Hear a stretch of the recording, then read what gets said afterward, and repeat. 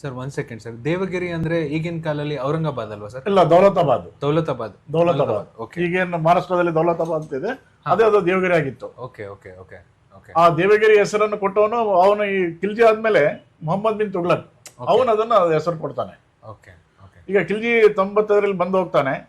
ಮತ್ತೆ ಪುನಃ ಅವನ ದಂಡನಾಯಕ ಮಲಿಕ್ ಕಪೂರ್ ಅಂತೇಳಿ 1307 ಪುನಃ ಬಂದು ದೇವಗಿರಿ ಅನ್ನ ಸಂಪೂರ್ಣ ತನ್ನ ಹಿಡಿತಕ್ಕೆ ತಗೊಂಡು ಸಂಪೂರ್ಣ ಅವನ ಕೈಲಿ ತೋಲ್ತಾನೆ. ಅದು ಕಂಪ್ಲೀಟ್ ಅದು ಯಾದವ್ ಡೈನೆಸ್ಟಿ ಕಂಪ್ಲೀಟ್ ಮುಗಿದೋಗ್ಬಿಡ್ತಾರೆ.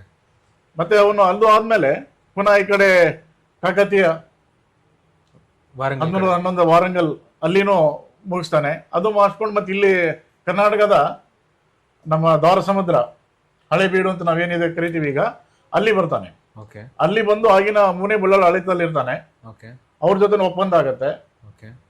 ಮತ್ತೆ ಈ ರೀತಿ ಒಂದು ಯುದ್ಧಗಳು ಅವು ನಡೀತಾರಲ್ಲಿಂದ ಅವಾಗ ಅನ್ಸುತ್ತೆ ಇಲ್ಲೊಂದು ಸಾಮ್ರಾಜ್ಯ ಹುಟ್ಟೋದಕ್ಕೆ ಒಂದು ಅವಕಾಶ ಆಗತ್ತೆ ಅದು.